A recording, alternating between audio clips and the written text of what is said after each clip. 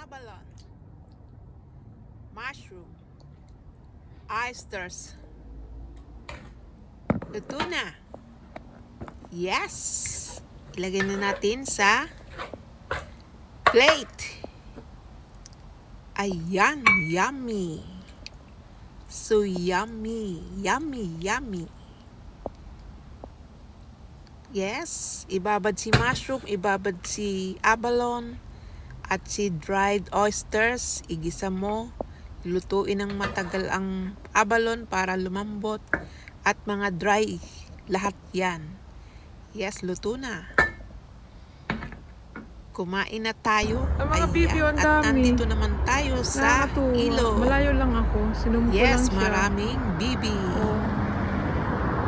Thanks for Pa. watching, guys. Ah, K57 Olive hindi naman Kitchen. sila dumaisli.